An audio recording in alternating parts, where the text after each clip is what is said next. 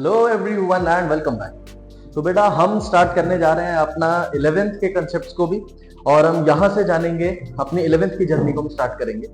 11th का अगर आप देखेंगे बेटा तो सिलेबस में आपको डायमेंशन टॉपिक्स पे आते हैं, डायमेंशन एनालिसिस जो हो गए आपके, या फिर यूनिट्स एंड मेजरमेंट्स हो गए। टेक्निकली आपकी 11th जो वहां से शुरू होगी, बट मेन जो आपका 11th का कोर्स स्टार्ट होगा वो स्टार्ट होगा आपके सेकंड चैप्टर से।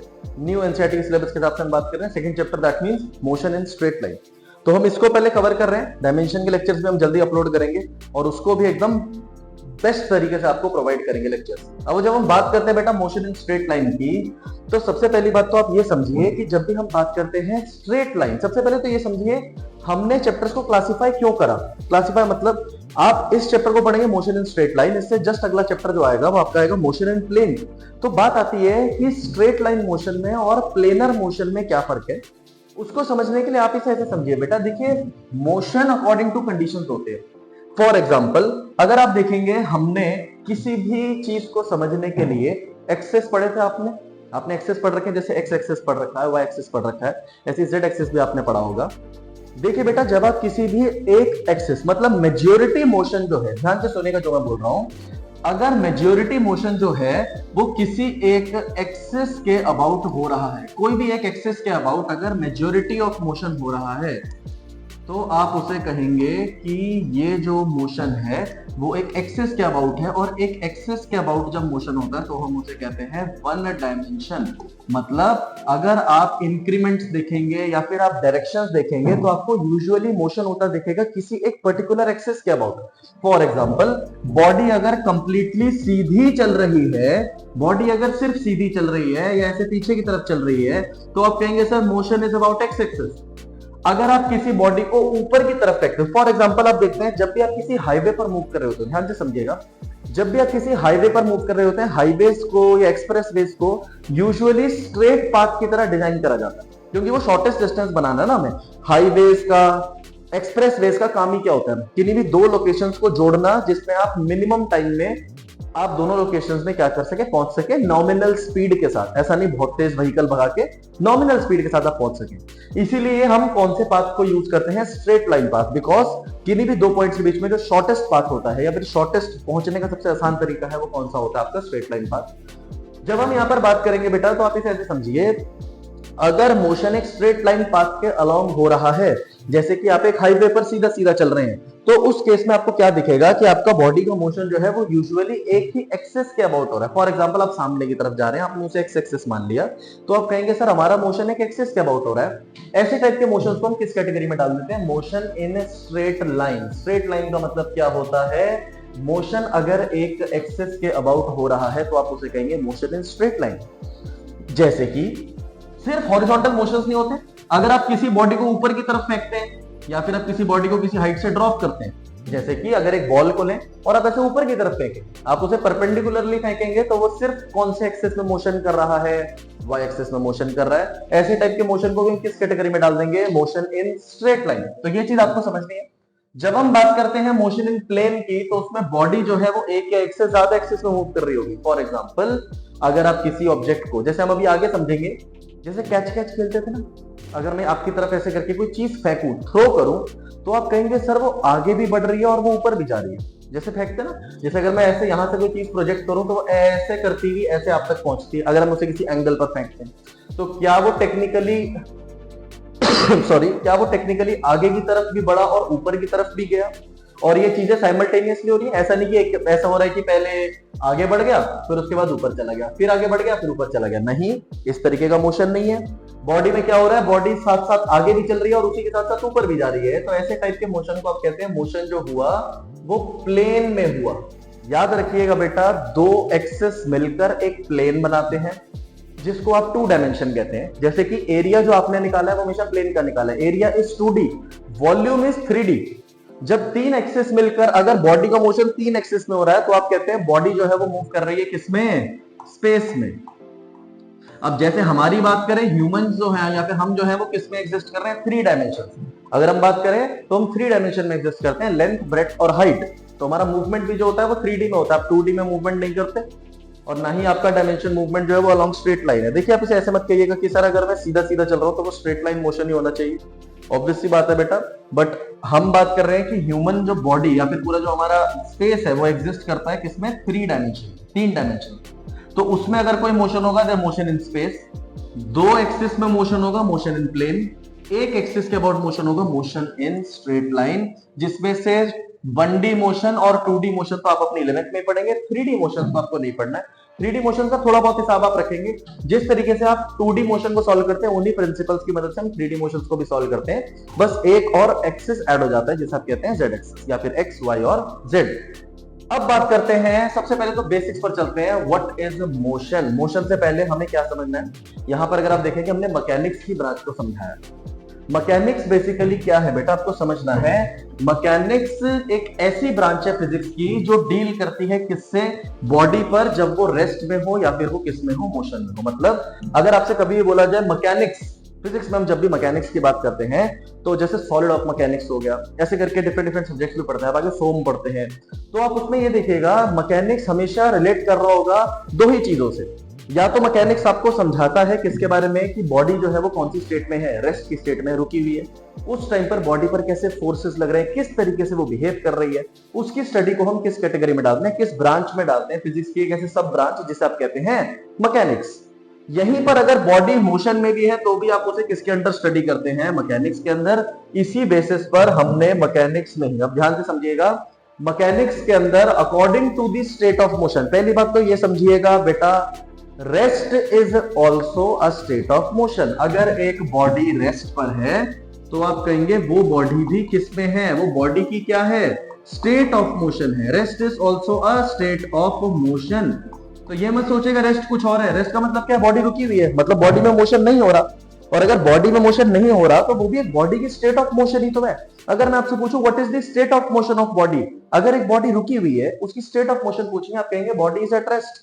तो रेस्ट पर होना भी एक स्टडी ऑफ मोशन ही है, कि बॉडी जब रेस्ट पर है तो उस पर किस टाइप के फोर्सेस लग रहे हैं और वो क्यों रेस्ट पर है, मतलब उस पर कोई नेट फोर्स लग रहा है या नहीं लग रहा है, इस चीज की हम बात कर रहे हैं। तो आपको क्या समझना है, ऑन द बेसिस ऑफ, आप एक तरीके से मान लीजिए नेचर ऑफ मोशन या फिर कैरेक्टरिस्टिक्स ऑफ मोशन, हमने मोशन को 3 फॉर्म में, या हमने मैकेनिक्स के थ्रू स्टडीज को 3 फॉर्म में क्लासिफाई करा। एक स्टैटिक, एक हमने पढ़ी काइनेमेटिक्स और एक हमने पढ़ी डायनामिक्स। देखिए बहुत सिंपल सिंपल चीज है, ध्यान से समझिएगा। स्टैटिक वर्ड जो होता है वो वैसे भी इन जनरल किससे रिलेट करता है, जब बॉडी किस पर होगी, रेस्ट। स्टैटिक का मतलब ही क्या होता है, कोई चीज रेस्ट पर है। फॉर एग्जाम्पल, आपने कंटेनर के अंदर पानी भर के रखा है, वो पानी जो है वो रेस्ट पर है, बट ऑब्वियस सी बात है वो कंटेनर्स की सारी वॉल्स पर क्या लगा रहा होगा, प्रेशर लगा रहा होगा। तो पानी अगर आपने स्टोर करके रखा हो, जैसे डैम को बनाते हैं, जब आप डैम को बनाते हैं, डैम एक बहुत बड़ी कंस्ट्रक्शन है, जब आप डैम को बनाते हो तो डैम का काम क्या है, वाटर को रिटेन करके रखना, होल्ड करके रखना। उस टाइम पर नो डाउट बॉडीज रेस्ट पर हैं, बट उन बॉडीज पर बेटा कुछ अमाउंट ऑफ फोर्सेस लग रहे हैं, और उसी इक्विलिब्रियम को मेंटेन करने के लिए हमें जानना बहुत जरूरी हो जाता है कि जब एक बॉडी रेस्ट पर है तो उस पर एक्चुअली किस किस टाइप का फोर्स लग रहा है, क्योंकि उसी के बेसिस पर हम बॉडी की डिजाइनिंग करते हैं कि हमें कैसी बॉडी बनानी पड़ेगी, आपको कितना फोर्स लग रहा है, उसके हिसाब से हमें डिसाइड करना पड़ेगा कि इस चीज को रोकने के लिए हम ये चीज को बिल्ड कर रहे हैं, क्या ये सफिशिएंट है या नहीं। तो सारी चीज किस पर आके अटक जाती है कि हमें यह जानना भी जरूरी है कि जब एक बॉडी रेस्ट पर है तो उस टाइम पर उस पर किस सेट ऑफ फोर्सेस, कैसे सेट ऑफ फोर्सेस लग रहे हैं, ये चीज पहले समझिएगा। तो मतलब when net force is 0 and body is at rest, तो उस टाइम पर जो स्टडी होती है वो किसके अंदर आती है, स्टैटिक के अंदर आती है, या बेसिकली हम इसे कह देते हैं बॉडी इक्विलिब्रियम की स्टेट में। तो इक्विलिब्रियम को भी अभी हम पढ़ेंगे, हम आगे पढ़ेंगे आगे चैप्टर्स में, अभी हमारे इसमें कोई डोमेन नहीं है। अभी हम किसको पढ़ने वाले हैं, काइनेमेटिक्स। इसीलिए आप देखेंगे इसको आप काइनेमेटिक्स के नाम से भी जानते हैं, जब आप इस चैप्टर की बात करेंगे ना तो इसको काइनेमेटिक्स के नाम से भी जाना जाता है। अब काइनेमेटिक्स के नाम से क्यों जाना जाता है, देखिए बेटा, काइनेमेटिक्स और डायनामिक्स दोनों ही रिलेट करते हैं जब बॉडी जो है वो कौन सी स्टेट में होगी, मोशन की स्टेट में होगी, मतलब बॉडी जो है वो चल रही होगी। अब बात आती है अगर दोनों में ही स्टडी आप कर रहे हैं, जब ऑब्जेक्ट किस में होगा, मोशन में, तो भैया दोनों में फर्क क्या है, what is the difference between kinetics या काइनेमेटिक्स एंड डायनामिक्स। अब इसका मतलब समझिए, बहुत एक सिंपल तरीके से समझाऊंगा। एक बात बताइए, जैसे मान लीजिए ये रही एक बॉडी, ठीक, ये एक बॉडी है, मैंने इस पर एक फोर्स लगाया, जिस फोर्स की वजह से ये इधर की तरफ चलने लगी। बेसिक चीजें हम सबको पता है, आप छोटी क्लास में पढ़ते आ रहे हैं, जब भी आप फोर्सेस की बात करते हैं, फोर्स अगर बॉडी पर लगता है फोर्स अगर बॉडी पर लगता है तो बॉडी उसकी वजह से क्या करने लगेगी, उसकी स्पीड बढ़ने लगेगी, वो एक्सेलरेट करने लगेगी। अगर फोर्स अपोजिट डायरेक्शन में होगा तो बॉडी रुकने लगेगी, मतलब रिटार्डेशन फेस करेगी। बट दोनों ही केसेस में आप एक चीज समझिए कि force is responsible for change in state of motion. मैं एक रुके हुए ऑब्जेक्ट को चला सकता हूं, मैं एक चलते हुए ऑब्जेक्ट को रोक सकता हूं, सिर्फ और सिर्फ किसकी मदद से, फोर्स की मदद से। बट जब मैं बात करता हूं काइनेमैटिक्स की, तो ये मैकेनिक्स की एक ऐसी ब्रांच है जिसमें हम सिर्फ और सिर्फ मोशन को स्टडी करते हैं, कॉज ऑफ मोशन को स्टडी नहीं करते। फॉर एग्जाम्पल मैं मान के चलूंगा, मैंने आपको अभी बताया, आप एक बॉडी पर फोर्स लगाते हैं तो बॉडी चलती है। तो जो ये बॉडी चल रही है, मैं सिर्फ इसके मोशन को स्टडी कर रहा हूं, जिसमें मैं टाइम निकाल लूंगा, इनिशियल वेलोसिटीज, फाइनल वेलोसिटीज, कितना डिस्टेंस चलेगा, कितने से एक्सेलरेट करेगा, ये सब चीजें हम जो निकालते हैं वो किस ब्रांच के अंदर निकालते हैं, काइनेमैटिक्स। बट जब मैं उस कॉज को पढ़ूंगा जिसकी वजह से मोशन हो रहा है, मतलब force, net force, unbalanced force, balanced force, जब मैं इसके कॉज को पढ़ूंगा कि भैया मोशन तो हो रहा है बट ये मोशन करवा कौन रहा है, उस कॉज को जब मैं पढ़ूंगा तो वो किसके अंदर आता है, डायनामिक्स के अंदर। इसीलिए ध्यान से समझिएगा, kinematics study of object in motion without considering cause of motion. बहुत इंपॉर्टेंट चीज, बिना मोशन के कॉज को स्टडी करे या उसको समझे, मतलब हमारे हिसाब से बॉडी चल रही है, उसे कौन रोक रहा है, कौन उसे चला रहा है, उससे हमें कुछ फर्क नहीं पड़ता। हमें फर्क सिर्फ किससे पड़ता है कि बॉडी चल रही है, और जब वो चल रही है तो उससे रिलेटेड जो भी फिजिकल क्वांटिटीज रिलेट कर रही हैं, हमें उन्हें फाइंड करना है और हमें उसके नेचर को स्टडी करना है। बट जब हम मोशन के साथ साथ उसके कॉज को भी इज्जत देने लगे, मतलब कौन मोशन करा रहा है, तो उसकी स्टडी को आप किसमें कंसीडर करते हैं, डायनामिक्स। दैट मींस जब आप चैप्टर पढ़ेंगे force and laws of motion आएगा, अभी पहले आएगा motion in straight line, motion in plane, दोनों किसकी कैटेगरी में आएंगे, काइनेमैटिक्स। इसमें हम फोर्स को कंसीडर नहीं करेंगे। जब आप पढ़ेंगे किसके बारे में, एग्जैक्टली फोर्स के बारे में, force and laws of motion chapter पढ़ेंगे, तो हम बेसिकली किस कैटेगरी में आ चुके हैं, डायनामिक्स में आ चुके हैं। तो आपको तीन चीजें समझनी है, बस नॉलेज के पॉइंट ऑफ व्यू से था, वैसे कुछ नहीं था। अब जरा आगे बढ़ते हैं, देखिए motion of an object can be 1D 2D और 3D। 3D होगा तो स्पेस में, 2D होगा तो प्लेन में, वन डायमेंशन होगा तो एक पर्टिकुलर एक्सिस के अबाउट। ये चीज हमने पढ़ ली थी। ये वाली स्टेटमेंट वैसे अपने काम के लिए, क्योंकि एक्चुअली रिलेटिव मोशन जो है ना वो आपके सीबीएसई से थोड़ा सा हट चुका है, बट स्टिल हम थोड़ा बहुत देख लेते हैं। हम क्या कहना चाह रहे हैं बेटा, इस यूनिवर्स में ना कोई भी बॉडी जो है वो एब्सोल्यूट रेस्ट की स्टेट में नहीं है। एब्सोल्यूट रेस्ट का मतलब क्या होता है पता है? एब्सोल्यूट रेस्ट का मतलब ये होगा कि दुनिया में जितनी भी चीजें, दुनिया भी क्या, यूनिवर्स में जितनी भी चीजें प्रेजेंट हैं, उन सब के रिस्पेक्ट में कोई बॉडी रेस्ट पर है। मतलब आप कहीं से भी उस बॉडी को देख लो, वो आपको हमेशा रेस्ट में दिखेगी। इसका मतलब होता है एब्सोल्यूट रेस्ट। और ऐसी कोई चीज नहीं है जो एब्सोल्यूट रेस्ट की कंडीशन में। इस यूनिवर्स में हर एक चीज जो है वो मोशन में है, किसी दूसरे के रिस्पेक्ट में। जैसे कि अगर आप लोग बैठे हैं, अपने घर पे बैठे हैं, मैं यहाँ पर आपके सामने हूं, हम दोनों के एक दूसरे के रिस्पेक्ट में मोशन देखें, तो मैं इस टाइम अगर रुक जाऊं तो मेरे हिसाब से आप रेस्ट पर, क्योंकि आप भी बैठे हुए हैं, आपके हिसाब से मैं रेस्ट पर, क्योंकि मैं भी रुका हुआ हूं। बट अगर कोई थर्ड पर्सन के फ्रेम से देखें, फॉर एग्जांपल मान लेते हैं कोई दूसरे प्लेनेट पे बैठा है, भैया दूरबीन लगा के हमारी प्राइवेसी से मजे ले रहा है, हमें देख रहा है, दूरबीन लगा रखी है उसने मस्त एकदम, और हमें देख रहा है। और जब वो हमें देखेगा तो ऐसे समझिए अर्थ जो है बेटा वो अपने एक्सिस के अबाउट भी घूमती है और सन के ऑर्बिट में भी क्या करती है, सन के ऑर्बिट में नहीं, मतलब सन के अराउंड एक ऑर्बिट में भी क्या कर रही होती है, चक्कर लगा रही होती है। तो टेक्निकली अर्थ जो है वो खुद में भी क्या है, मोशन में है। अर्थ जो है वो खुद में मोशन में, अर्थ रुकी तो हुई नहीं। तो उसे अगर वो हमें अगर देखेगा तो उसे हम क्या करते दिखेंगे, घूमते भी दिखेंगे और चक्कर लगाते भी दिखेंगे। तो उसके रिस्पेक्ट में हम किस स्टेट में हैं, मोशन की स्टेट में। हमारे आपस के रिस्पेक्ट में हम कौन सी स्टेट में है, रेस्ट की स्टेट में। तो ये स्टेटमेंट वहां से बोली गई है कि ऐसा कभी नहीं हो सकता कि कोई बॉडी ऐसी हो, यूनिवर्स में ऐसी कोई भी बॉडी नहीं है जो हर बॉडी के रिस्पेक्ट में ही या तो रेस्ट में हो, हर बॉडी के रिस्पेक्ट में रेस्ट में हो। आप एक दूसरे के रिस्पेक्ट में रेस्ट में हो सकते हो, बट आप इंडिविजुअल हर एक बॉडी जो यूनिवर्स में एग्जिस्ट कर रही है उसके रिस्पेक्ट में आप रेस्ट पर कभी भी नहीं हो सकते। अब बात आती है what is distance and displacement. अब यहां से थोड़ा क्वांटिटीज को समझते जाएंगे। देखिए ये चीजें आपको फेमिलियर रहेंगी क्योंकि हमने पहले भी ये चीजों के बारे में थोड़ा बहुत पढ़ रखा है। अब उसी बेसिस पर हम चलते हैं, ध्यान से देखते जाइएगा, समझते जाइएगा। आज की क्लास में हम पढ़ने वाले हैं किसके बारे में, डिस्टेंस, और साथ में किसके बारे में, डिस्प्लेसमेंट। एक तो हम पढ़ेंगे डिस्टेंस और एक डिस्प्लेसमेंट। सबसे पहले बात करते हैं डिस्टेंस की। देखिए बेटा डिस्टेंस क्या है ना, अगर मैं कोई भी दो पॉइंट्स आपके सामने बना दूं, एक पॉइंट ए है और एक पॉइंट बी है मान लीजिए, तो ए पॉइंट से बी पॉइंट तक जाने के इनफाइनाइट रास्ते, इनफाइनाइट पाथ, आप ऐसे करके ऐसे भी जा सकते हैं, आप ऐसे करके ऐसे करके ऐसे करके भी जा सकते हैं, आप सीधे सीधे भी जा सकते हैं। ये सारे जो रास्ते आप चल रहे हो ये आपके लिए क्या है, पाथ। ये सारे जो हैं ये हमारे लिए क्या है, पाथ। तो जब आप बात करते हैं डिस्टेंस की, तो पहली बात तो distance is always defined between, distance जो होगा वो हमेशा डिफाइंड होगा बिटवीन एनी टू पॉइंट्स, किन्हीं भी मिनिमम दो पॉइंट्स के बीच में तो डिस्टेंस डिफाइंड होगा। डिस्टेंस कभी भी किसी एक पॉइंट के लिए डिफाइंड नहीं होता, आप हमेशा डिस्टेंस किसी एक जगह से दूसरी जगह के लिए नापते हैं, ठीक। तो distance is always defined between any two points, पहली चीज। जब आप डिस्टेंस को डिफाइन करेंगे तो बेटा हम डिस्टेंस को सबसे सिंपल तरीके से कैसे डिफाइन करते हैं, हम कहते हैं जी डिस्टेंस जो है ना, distance is nothing but the actual path, actual path travelled. मतलब इन इतने सारे इनफाइनाइट रास्तों में से जिस रास्ते को मैं चुन लूंगा ए से बी तक जाने के लिए, उसी रास्ते को मैं क्या कहूंगा, distance. Distance is the actual path travelled. अगर आप किसी एक पॉइंट से दूसरे पॉइंट पर जा रहे हैं तो उस एक पॉइंट से दूसरे पॉइंट पर जाने के लिए जो रास्ता आपने चुन लिया, इतने सारे रास्तों में से जो रास्ता आपने चुन लिया वो आपका क्या बन जाएगा, डिस्टेंस बन जाएगा। आप इसे ऐसे समझिए बेटा, डिस्टेंस जो है ना, डिस्टेंस को हमने एक कैसी क्वांटिटी माना है, स्केलर। स्केलर और वेक्टर अभी हम समझेंगे, जब आपका मोशन इन प्लेन आएगा ना उसमें बहुत बेहतरीन तरीके से हम समझेंगे कि स्केलर क्वांटिटी क्या होती है, वेक्टर क्वांटिटी क्या होती है। अभी आपके हम छोटे कंसेप्ट के हिसाब से चल रहे हैं। What is the scalar?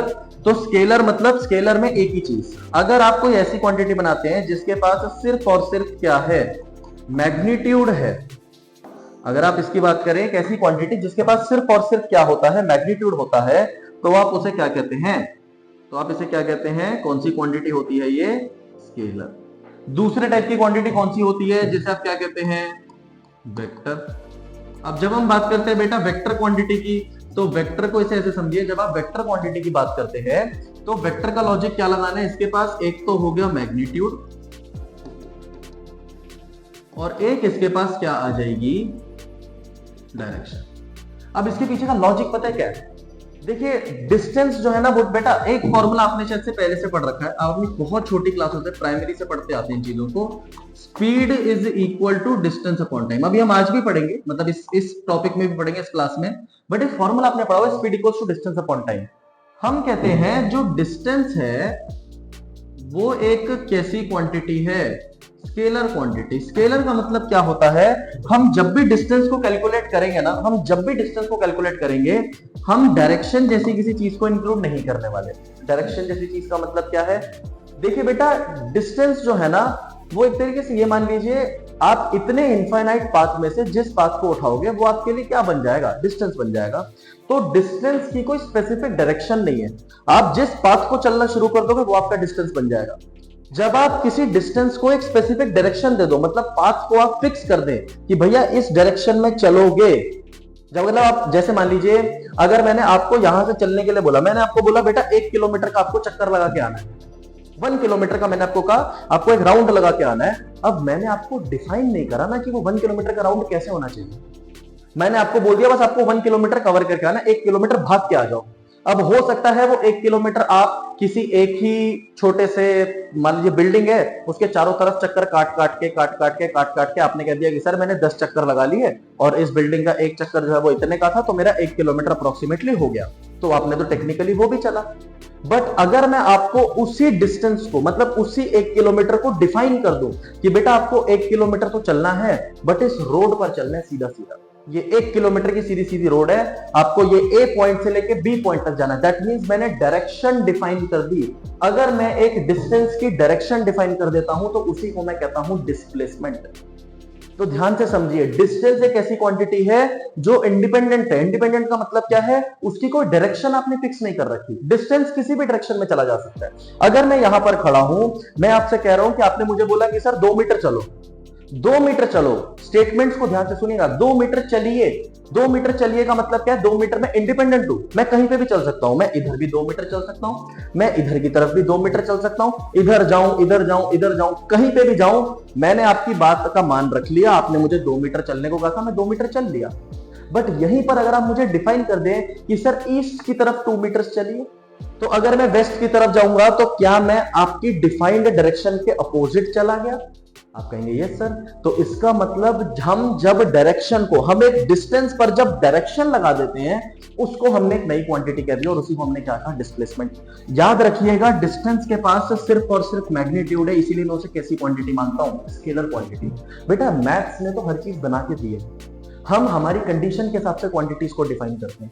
Distance जो है वो एक नॉर्मल लाइफ में इस्तेमाल होने वाली चीज है। एक बात बताइए, आप जब भी कहीं घूमने जाते हैं, है ना, जब आप कहीं घूमने जाते हैं तो आपने देखा होगा वो रोड के ऊपर बड़े बड़े ग्रीन बोर्ड्स लगे होते हैं जिसमें ऐसे लिखा होता है कि 260 किलोमीटर यहाँ से देहरादून है, या फिर वो कह देते हैं कि 280 किलोमीटर जो है वो चंडीगढ़ रह गया है। ऐसे करके रास्ते होते हैं ना, किसी भी जगह आप जा रहे हैं। अगर आप उत्तराखंड साइड जाएंगे तो आपको ऐसे बहुत बोर्ड्स दिखेंगे। अगर आप चंडीगढ़ वगैरह से साइड जा रहे हैं तो वहां पर भी आपको ऐसे बोर्ड्स दिखेंगे। उसमें वो आपको सिर्फ डिस्टेंस डिफाइन करके देगा। वो कहेगा 260 किलोमीटर जाना है, वो कहेगा 280 किलोमीटर जाना है। क्या वो डिफाइन करता है कहां की तरफ? बेटा 280 किलोमीटर वापस चले जाओ, 280 किलोमीटर सामने की तरफ जाओ, आगे जाते हुए रास्ते में कितने मोड़ आएंगे, लेफ्ट लेना है, राइट लेना है, वो तो उस बोर्ड पे कभी डिफाइंड नहीं होता। वो जो आपके पास इंडिकेटर बोर्ड्स लगे होते हैं वो सिर्फ आपको क्या बताते हैं कि इतना दूर है, इतना दूर जो है वो यहां से रह गया है। वो आपको क्या बता रहा है? वो आपको बता रहा है डिस्टेंस। उसी के साथ साथ डायरेक्शनल बोर्ड्स लगे होते हैं साइड में कि यहां से राइट लीजिए अगर आपको जाना है देहरादून के लिए, यहां से लेफ्ट ले लीजिए। वो जो डायरेक्शन बोर्ड्स होते हैं अलोंग विद एरो, वो आपको बता रहे होते हैं क्या? Displacement. Distance with a particular direction is called displacement. ये चीज आपको समझनी है। तो हम क्या करेंगे? डिस्टेंस जो है वो कैसी क्वांटिटी आती है? Scalar. Distance is the actual path travelled. इतने सारे पाथ में से जो एक्चुअल पाथ ट्रेवल्ड होगा उसे हम क्या कहते हैं? डिस्टेंस। आपको ये चीज समझनी है, ठीक। तो अपना यहां पर जो छोटा मोटा कंसेप्ट है, देखिए डिस्टेंस की यूनिट्स मीटर वगैरह आप सबको पता है। डिस्टेंस की जो यूनिट होती है वो मीटर होती है, ये हमें सब पता है। किलोमीटर भी इसकी यूनिट होती है, बट किलोमीटर को ऐसा यूनिट नहीं मानते, ऐसा यूनिट डिस्टेंस की क्या होती है? हमारी मीटर होती है। तो आपको यही चीजें याद रखनी है। डिस्टेंस क्या है? Distance is the actual path travelled. वो एक स्केलर क्वांटिटी है, उसके पास सिर्फ और सिर्फ मैग्नीट्यूड होगा। इसी डिस्टेंस को जब मैं एक डायरेक्शन दे दूंगा तो वो बन जाएगा मेरे लिए क्या? डिस्प्लेसमेंट। डिस्प्लेसमेंट को हम नेक्स्ट वीडियो में देखेंगे। आपके अभी तक कोई भी डाउट्स हैं तो आप पूछ सकते हैं। ध्यान रखिए।